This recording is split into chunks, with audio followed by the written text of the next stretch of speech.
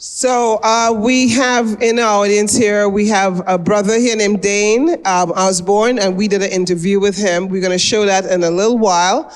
But first, I would like to interview Dr. Belcon. And so Dr. Belcon, well, give her a round of applause. Dr. Belcon is a professor at Medgar Evers College and some of the other, is it York? What do you say, York or the LaGuardia?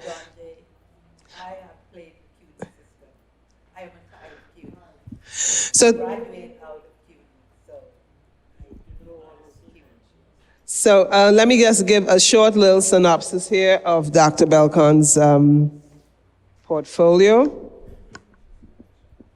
So Dr. Patricia Belcon is a sociologist, socio-carnavalist. She's a member of the Caribbean Studies Association at Medgar Evers College, CUNY. She was an assistant professor, a senior research associate, Caribbean Research Center board member, Caribbean Diaspora Press Incorporated, teaches in the School of Liberal Arts, founder and chair of the International Caribbean Carnival Conference and Development Seminar, IC Carnival Incorporated. Her PhD is from the Graduate School and University Center of CUNY, a Trimegonian activist for labor workers, environment, urbanization, and women issues. Noted Carnival and Pan is not only a cultural phenomenon, but a global industry and a viable export. Also, Carnival is my culture. Carnival is my business. How I met Dr. Belcon, I walked in her class at Medgar Evers College, and she was very suspect of me. All right? She didn't trust me at all. I said, I heard so much about you, and I hear you do carnival and culture, and I want to be part of what you're doing. So she thought I was a spy. All right? She'll share her little story here. Because of her last name, Lezama, and some of the flack I was already getting from the organization, not the organization of itself, but individuals associated with the organization. When she came into my classroom, I said, why are you here? Because, they send people into your classroom to give back bad feedback to not keep you there. So I was suspect of her coming into my class. But then she told me, I come here to learn from you. You are going to mentor me to follow in your footsteps. And here we are. Here we are. She's doing these workshops, and she's going to take up from me. Because I am like Janet. I'm getting young. And but we can do so much. I can't fight my husband for the flag no more, like I used to in the early days, because my first husband was the flagman for Highlanders, Renrick Mushington. And he was Highlanders flagman, and I was his wife. And if you're the wife of a flagman, what you have to do? You gotta guard him and the flag.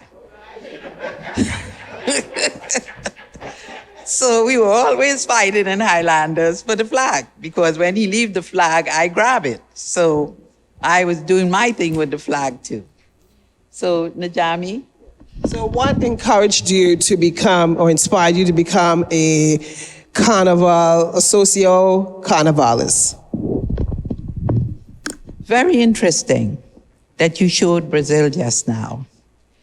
I went to Brazil in 1986 as a graduate student, completing my PhD.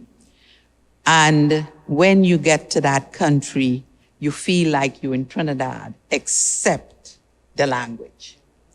And I looked like a Brazilian. And every Brazilian that saw me spoke to me in Portuguese and thought I was Brazilian. And I felt so at home in that country. I left Trinidad in 1964 and did not disassociate myself completely from the carnival culture because I loved carnival so much. I grew up immersed in the carnival. I lived in the area that you call Success Village, Laventille, Trotman Street, Mayfield. The famous flag woman like you, Janet, lived on my street in the lane And I used to see people like Kitchener, Melody, and Sparrow coming to visit her. And I had my little conflicts between them because, you know, in those days, everybody can correct you. Everybody can cut your ass, so to say. So I had my little issues with the elders, as usual, as all of us youngsters will be. And I was going to Progressive, and they all kept me in check. So outside my mother's kitchen window was the panyard under the tamarind tree on the back road. We lived on Trotman Street, but the house window was towards the tamarind tree, that when you walk out from the tamarind tree, you walk out on the back road and you go up the trace by Basiram up there. And on that trace, you had Les Slater living there, a professor from Highlanders. But under the tree, you had Lincoln Noel and the other pan guys that were actually playing pan and making pan and experimenting with the pan. And when my mother cooked, they will say, "Miss Dolly, you have any food for us? We hungry." And my mother would be feeding them, and they naturally looked out for me. They were very protective because if you know in the pan culture, pan people are a community thing. Even though we, in the pan at the time, the culture was looked upon. The culture was the culture of the masses, the underprivileged, basically those who we saw as outcasts in the society. However, we see that pan and the whole pan culture has transformed into what we call mass culture. So I would like to talk about the fact that I was one of those children that played mass as a youngster. I was going to Progressive and I was playing mass. I probably was the only female student in Progressive that played mass. However, Progressive Educational Institute, where Mr. Holder was the principal, encouraged carnival. Progressive was the place where we had dances for the children and the students on a carnival Friday. And then we had, playing for us was Clarence Coven and City Kids with the Toussaint brothers from Belmont. They were also Progressive students. So the male students, Clarence Coven, the Toussaint brothers, and they were the musicians playing for the dances. However, the female students could not play mass, but we could have come to the dance on the Friday. Then every night of carnival into Monday night, Progressive had dance. Tranquility used to also have dance. But Progressive was the line that you come after you play mass on Carnival Monday. You go to the events Saturday and Sunday, and you come and dance and lime. My mother used to be liming with Mayfield and them after they do their thing in town. They lime on the netball, basketball court in Progressive. And I was one of Progressive netball players. So I grew up in mass, I grew up in carnival, I grew up around the pan culture. So, Pat, let me ask a question.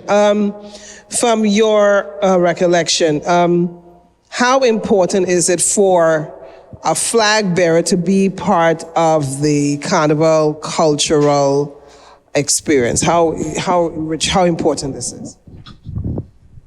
The carnival is no carnival, as Kitchener say. You don't have a band. Let me read Kitchener. That's why I work with some little notes. Okay? Kitchener say, he's saying, I can't sing, so you better take it as say. You have no band without a beautiful flag woman. You have no band without an experienced flag woman. The band will have no control. The music will have no soul. The revelers wouldn't play their usual mass nor on Carnival Day. A woman really have the touches to send you bumping, sure to make rhythm touch you when she start waving. When you see she get that fever, it's plenty trouble. Whether you sink or swim, you're bound to waver. Ay, ay, ay, ay, ay. Wave it, baby. Get them moving. Yes, honey, do your duty. Wave it sexy. Send them crazy. Woman, woman, move your hand.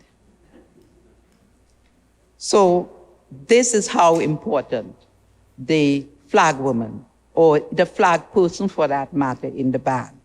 The flag is a very important symbol. It is a symbol that represents not only the individual, but it represents nationality, it represents identity, and it represents territory.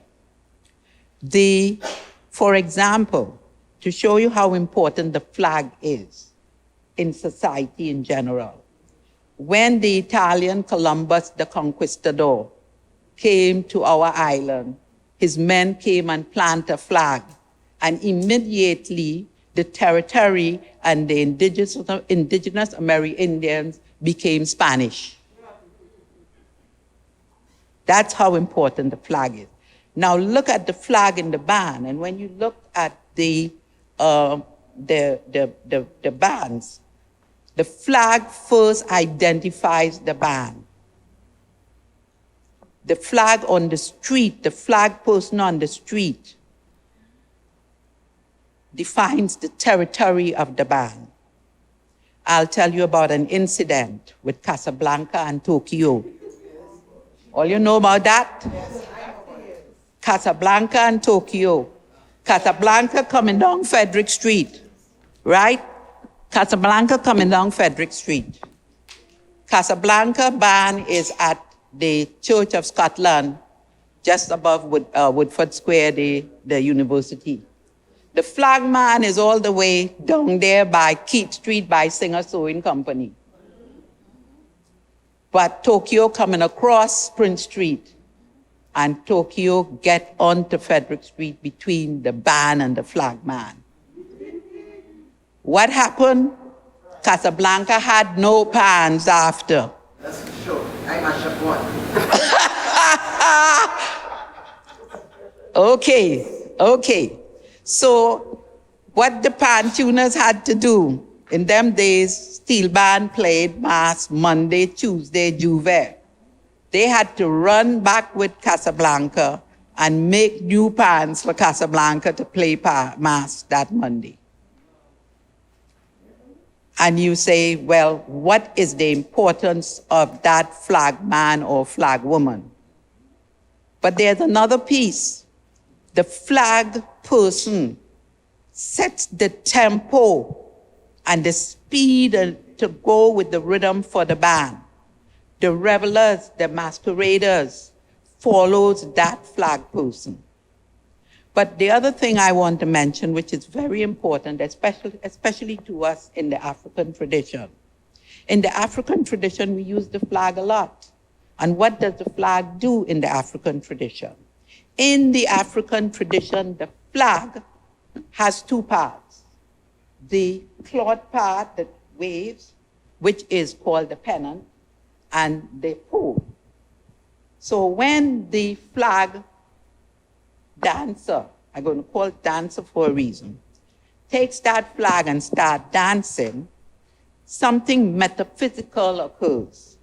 Because in the tradition, the spirits is in the air. The flag is the signal to tell the spirits, we having a festival, we partying, come join us.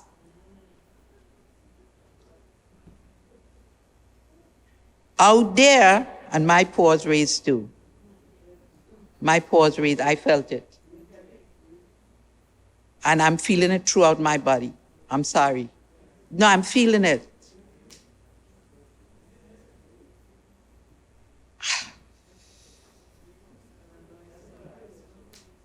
The energies came down on me. And what metaphysical is occurring is, in the band, you already have the steel pan and iron for Ogun. You have the drums for Aina. And you have what you call Ayana Agalu. That is there. You also have Papa Shango, because Papa Shango helped make the pan, the fire. So when you call in those spirits, the first energy that comes down, it comes down into the flag, into that flag person. And it transcends into the band and even onto onlookers. If you will notice, sometime when the band is in competition like Victoria Square where we go, and the flag person come on and fly the flag before the band come and play. When that band finished playing, you see onlookers that were standing, going down the road, chipping with the band. Because the energies hit them too. And they go 2-3 blocks and then they realize, hey, this ain't my band, and I'm supposed to be going back down the road. And you see them running back now to catch the next band. And you will see many people that looking at the bands do that with certain bands that happen. 2020, I was down there. And Phase 2 came through for the first time in a long time in Victoria Square. And Phase 2 is my band. That is my band. I stopped dumping up with Phase 2 because I'm not going down Trackery Road down there. Come up with the band, and when he get up by the cemetery, he decide to not go to competition. And half the Phase 2 supporters waiting by the square for him. And we hear, hey, the band down the road. So this year they come across. And when they came across, I was jumping up in the band. But then I look down the road and here is Renegades coming. I run back because I know I'm not going downtown with Phase 2 because I can't make that jaunt right then and there. So I come back now to Renegades and I jump up with Renegades because Renegades going by my house because I live up there on the hill between Quarry Street and Oxford. I in town. And they say, what are you doing in East Dry River? You're a professor, you buy a house in East Dry River. I said, hey, that's my people. That is my people. So I gone out with Renegades to Renegades Panyard. And Renegades have the Juve competition and the Flag Woman competition. A few years ago, Najami was down in Carnival with me. And the competition was on, it was a Juve morning. And I said, Najami, go look down one of them bands and see if they need a flag woman. Send me down the road. Send her down the road to find a band.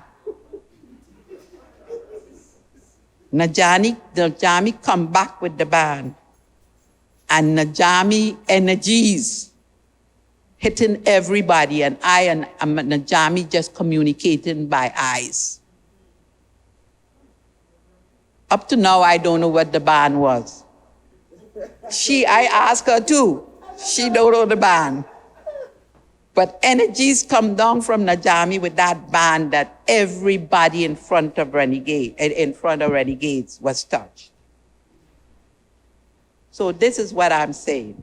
So in the African tradition, the flag is very important. And that is why the flag reveals itself in our festival, because we have to remember that the pan comes out of the tambu bamboo. Our indigenous Amerindian people, when we outlawed, when the drums was outlawed in 1883, we went to the tambu bamboo And out of the tambu bamboo, we develop and come up with this musical instrument. We come up with the musical instrument that today is the only musical invention of the 20th century and continues to evolve into the 21st century. There's no instrument come up in the 21st century either. So we hold in 2 centuries as a society of being creative. You tell me that is not a gift from the ancestors and from the... So the flag and the flag person and the flag waver. But one of the things that I missed telling you, that we have also in the spirits that we're talking about, we have the spirit of dance. The spirit of dance, Moko Jambi. So we have the spirit of dance in the form of the person playing that flag. So the flag is very, very important, and we must start to recognize the flag as we should, and the flag person, whether it be male or female. Now, one of the things that has occurred in recent years is that the flag woman has taken a very prominent position of recognition. And that is because in the good old days, any woman associated with Pan was a Jamet. And she was an outcast even to her own family. They gonna knock she teeth out. The Jamet was the woman that was associated with the Pan men. So the Jamet would be flying the flag because the men beaten the Pan. And the engine room, them Bajans and everybody was called Bajans and hooligans. Them Bajans that was beating their tire iron was protecting the Pan man from the police beating them up and arresting them. So that was a stigma there with the whole Pan culture that began. Now in the years, and Kitchener did a very good did very good to the flag people by coming, and the flag women especially, because with now the culture, the society is transforming. This multicultural society that we are, Trinidad and Tobago, and we are now transforming, and we have transformed, like I said, from the Pan and the Jamet. And another thing, Mayfield. Mayfield was considered a Jamet at the time. Mayfield was friends with the Calypsonians. Like I said, Kitchener, Sparrow, and Melody used to come visit her. But at that time, we had the naval base. And Mayfield was considered a girl of the night or woman of the night because they went and dance with the Calypsonians who were performing in the nightclubs like Marama and Hotel de Paris. So you had 2 things happening. A Jamet woman could have been a woman of the night to a girl of the night. Ladies of the night. That's when they wanted to be nice, but they used to call them girl and women of the night. Yeah. So that was another stigmatization. So with the transforming of the society as we move from it being unacceptable to acceptable, we now see that women, and with women's socio-political position in the society, and when I say socio-political, economic position in the society, they're working, they're contributing. They're not sitting home and waiting for some man to take care of them and take their nonsense. They are out there producing and being productive citizens in the society. Now that gives them a certain liberation and freedom to now get into the culture of carnival in areas that were stigmatized. So we see a destigmatization of the whole flag woman, her character, so to say. So it's very important to understand where we are going now. So Ladies and gentlemen, I would love to thank Dr. Pat Belcon for her great historical genre on the history of Pan. And we are going to show one last video, which is an interview we did with Mr. Dane Osborne. He's also a gentleman who carries the flag very proudly to a lot of carnival events and different places. And after we finish showing that video, you can help yourself to some refreshments we have outside. And then we're gonna do some flag waving outside on the steps. Yes. Okay, so we're gonna show, so Dr. Belcon, thank you so much again. Give her a round of applause, people, thank you.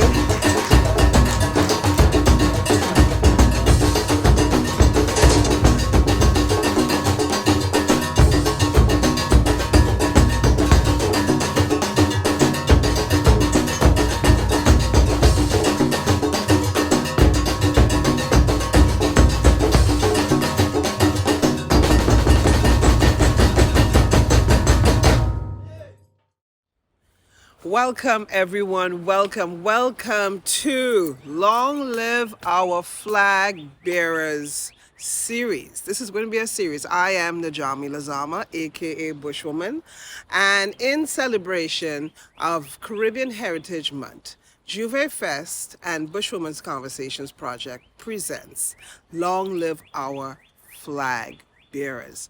This is a very exciting workshop that is going to tell a story, tell the dance of what it is to be a flag waver or a flag bearer. The workshop is about helping one to respect the flag bearers, understand the culture, understand the history. So today, we are going to interview a very dynamic flag waver, flag bearer himself. His name is Dane. And Dane, give us your full name. Dane Osborne. Dane Osborne. And you're from? Well, Trinidad, West Indies, South Trinidad to be exact. Oh, okay. So thank you so much for being part of this workshop and allowing us to get a little bit of insight on what it is to be a flag bearer. So how long have you been doing this? How long have you been doing this art form? Okay. This art form, waving the flag, I've been doing it like on a serious basis for the last 15 years. Oh my. I mean, I've done it in the past, like just off and on occasionally, but I saw the need for me somebody need to wave that flag for a specific purpose. And I have started taking that responsibility on very seriously for the last 15 years. So what would you say what is the reason or why it is that you wave the flag? Okay, now, to be very honest, the reason why I began waving the flag, I've done a lot of traveling. I've traveled across the United States. I've been to other Caribbean islands. I've been to Toronto. I've been to lots of carnivals. I used to be following a lot of carnivals. And I love everyone. Yeah. But one of the things that I noticed, most times when we went out to these different festivals, you notice you have all soca singers on the stage singing their soca's and dancers and all the performers, and I'll see maybe a small Trinidad and Tobago flag, but I'll see everybody else's flag in front of the stage. Even down in my country in Trinidad, even when you go to Marshall Monday, you see all these different flags, but you hardly ever see the Trinidad and Tobago flag as a large item being waved. So that's one of the reasons why I decided I'm going to go with a giant flag. The giant flag. So growing up in Trinidad, being part of the steel pan culture, we know that the steel band flag waver or flag bearer is very important and very, it gets the crowd excited. It clears the way for the band to come down the street. It lets people know that my band is coming down the road, as we say, and better get ready. So were you inspired as a child when you saw people waving flag? I mean, what inspired you? I mean. Yeah, well, yes, I was inspired seeing back home, honestly, we had a lot of female flag bearers. Oh, Lots of female in flag Point bearers. Fortin? When Point Fortin in Port of Spain too. Okay. Yeah, Okay. because I noticed most of the bands, they had female flag women. As a matter of fact, they have one of the calypsos is about flag woman. Well, but the flag. So I understand that the flag woman did not really come into existence, or more so. I'm sure there was before 1976, because that's when Kitchener sang Flag Woman. Right. And then we started seeing more and more flag women Right. waving flags. So were there, from your recollection, when you were growing up as a kid, do you remember seeing women as flag wavers or bearers? I remember seeing a few women, but I also remember seeing male flag bearers too. Yes. When I was coming up. Okay. But remember, when I came here, I was in the very early 70s too, so Yeah. most of my carnivals in Trinidad, even though I've went back there several times for carnival, but most of my carnivals there was in the late 60s, early 70s, the very, very early 70s. Okay, okay. So what you said about being a cultural ambassador, can you go a little much more deeper into that? What do you mean by that? Because that is so deep and profound. Okay. Yeah, well, cultural ambassador, because a lot of my ideas about the flag waving spiraled from me being here in the United States of America. And when I go to different functions and different events, especially like events like a Trinidad and Tobago event, it could be the steel band, it could be somebody doing the limbo, it can be somebody in costumes, a wide variety of events I've been to. I always listen to what the folks are saying in the background, and they call them the island people, and they call them the Jamaicans, and they call them the... And I mean, I love Jamaicans. I have a lot of Jamaican friends. Right. But I want people to know that when they hear the steel drum play, it came from Trinidad, especially the bands that I've been around. When they see someone doing the limbo, the people who were doing the limbo, they came from Trinidad. That's right. I have been on demonstrations like parades, like on 4th of July in Philadelphia. And on 4th of July, you wave the red, white, and blue, right? But they allow me to wave the red, white, and black there because they wanted to highlight where that steel drum Nice, nice, nice. came from. So it gives me a chance to identify with the flag and identify with the culture, to merge them so people will grasp the opportunity to realize that this is from Trinidad. That's right. You're a proud Trinidad. Trinity Proud to the bone. Trini, Trinity that's to the it. bone. Yeah. Proud Trinidad and that. Yeah. So what are some of the some fun experiences you've had waving this flag, being a flag bearer? I mean, have you been to other countries with this? Can you share one or two of your highlights? Well, the biggest highlight is number one, from the time I pulled this gigantic flag, because this goes up in the air about 20 feet, and then I'm 6 feet tall, so we're talking about 26 or 28 feet by the time I reach my arms out there like this to wave that flag. Everybody gets excited about it. I go to places, and when I wave that flag, I get a lot of applause. Nice. A lot of applause, a lot of conversation. People come to me and ask me questions. Which flag is that? What country is it from? It's a whole lot of conversation.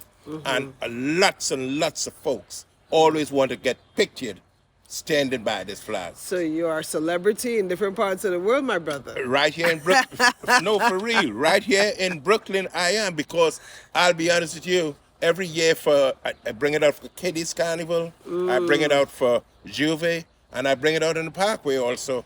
And by now, thousands of people have stopped Have you me. been to Notting Hill Carnival? No, that is something I want to do. Okay. That is one place I'd really love to go. I heard it's like one of the best. Yeah, so I've heard. I've never been. I have never been, but I heard that it is definitely a spectacle, Right. a wonderful spectacle. And different countries. I have been to. I did saw Steel Pan in India. I went to India once to Oh, okay. cover a carnival in India, in Goa. Oh. And they have the carnival the same time as Trinidad. Oh. They were occupied by the Portuguese. They Right. carried the same last names, Spanish last names as Oh. the Portuguese people. Oh. But what, for the young listening audience, we want to pass the baton Right. on to the younger ones. We want them to understand that this is a tradition, it's part of your culture, and really to take it to heart. So if a younger person who may be watching this interview, what would you tell a younger listening audience about being a flag bearer? I think that being a flag bearer is a very important position to hold in whatever group you are, especially if it has something to do with the carnival or with the steel orchestra or any event that we may have. It's important to bear your flag. One of the things I tell folks, right? I've paid a lot of attention to flags, and one thing in the United States of America, everywhere you go, you can see a U.S. flag. We have a lot of events, but we don't highlight our flag. It's as though we don't want to take that responsibility of bearing that flag, or probably we not as proud. I believe we are proud, but we never really tried to tie the two together as showing that flag as to where you came from and what that event is all about. It's a very, very important part. Yes, So sir. I suggest that the young folks feel proud about that flag. That and flag. yeah, Wave it high. Wave that flag. That's right. Be high proud. and proud. That's Yeah. right. Yeah. What are some of the do's and don'ts of waving a flag? Because I know there's a certain protocol when it comes to waving a flag. So what are some of the do's and don'ts of waving Okay. a flag? One of the most important things, wave that flag, but don't let it touch the ground. I try to make sure and maintain my flag in a clean and orderly manner for presentation. I don't like no oil and mud and all that on my flag. Well, wait, darling. My flag have oil, it have glitter on it, it have mud. Mud. I have a Juve flag. Right. I am the flag woman for Despers. Right. And I've been waving flag for about 36 years, Right. actually. So my flag is a decoration for Juve. For So Juve. when I take that out, it has mud on it and it has oil. Lord have mercy, my flag is a mess. And so we all have different takes on Taste our on- flags, our flag. right? No, but I could understand that. That's one of the reasons why I have this big flag, and I'm in Juve too. But I make sure that when the mud and oil come around, my flag is like 28 feet up in the air. Oh, so wait a minute. You're one of those who, as the saying goes, want to play mass but afraid powder. No, I don't mind. You could put the dirt on me. You could put the dirt on me, but not on my flag, because I use the flag in Kitty's Carnival. I use it in Juve, and I use it on the Parkway. Not only that, in Philadelphia, every Sunday we go to the park. It's like a little hangout in the park. Right. And every Sunday, if you come there, you see this big flag. Wow. Yeah. So if I come Philly and go to the park and I see the flag, Yeah. I know it's you. Yeah. Right? Yeah. But to close, do you think that there is a spiritual connection to being a flag bearer, a flag waver? I believe so. Okay. Because honestly, if I go on the Parkway or I go to Juve and I don't have this, I don't feel like I'm myself. I have this, I feel like I'm actively involved in what's going on. And I wave that flag, and you hear applause from the people, and you see everyone is out there taking pictures. So I feel as though I inject a certain amount of energy into the audience just by carrying this flag. From an African spiritual perspective, Trinidad is a Shango country, is how we call Shango. And so the flag to me represents Oya. Oya, who is the keeper of the wind, and she moves Right. and clears things that does not belong. So to me, that's my own personal take on it. But to me, everything is all connected Right. somehow, as far as from that spirituality, African spirituality perspective. Right. So Dane Osborne, I want to thank you so much for being such a great ambassador of the flag. I mean, this is wonderful that you are showing, telling people how proud you are, and also keeping up with our culture and heritage. Oh, yes. And so in celebration of Caribbean Heritage Month, Juve Fest and Bushwomen's Conversations Project is so thankful that you're here. And this is a part of a series that we're going to be having, paying tribute, paying homage to our flag bearers and flag wavers. Long live our flag bearers. So we're going to also highlight some other guests on the series, and we are going to be talking also about Brazil and New Orleans flag bearers as well. So stay tuned. Thank you so much for being here. I am Najami Lazama, aka Bushwoman, and I thank you so much for being here.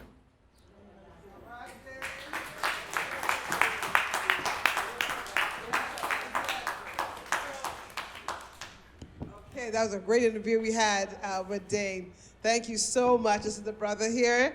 So, ladies and gentlemen, I just want to thank you all. We are going to do the last part, which is the live demonstration. So we are going to do a little workout. All right, nothing too much. Just get the blood pumping.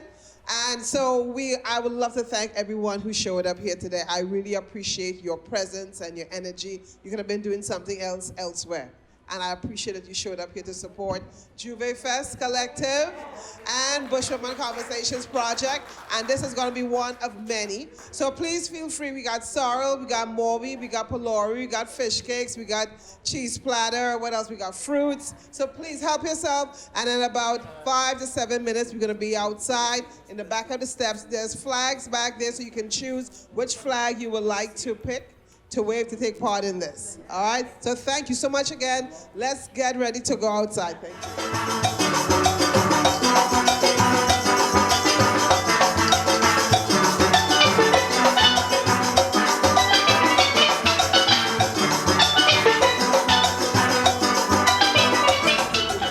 So 1, 2, 3, and you can put your arms out if you like and dance with it. So me if 1, 2. I want music. 4. We're going to start music in a second. Red. Then turn it around the back. Very. Take your time. This thing is to have fun with it. Alright? So whenever you're ready, rhythm, maestro. Alright? Now the thing is, as you dance, move your feet. Alright? And we're going to practice passing the flag. Legs. Lady was saying, boy. Lift your leg high. Want me out, Trinity? Don't try that. Okay?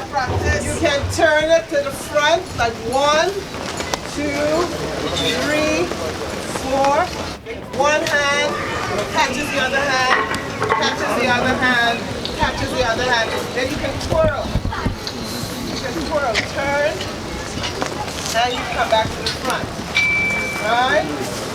So, going to side. 1, 2, 3, 4. 1, 2, 3, 4. 1. Bring it low to make sure your flag don't touch the ground. Back, back, and 2, 3. Alright, whenever you're ready with your back up. 1, 2, 3, 4. Alright? So let's try a little bit under the leg if you can. Let's go 1. I can't bring my leg under. 2, 1, 3. All who have dressed or have just to have fun with it, right? So we're gonna dance, move ourselves. As the hands done.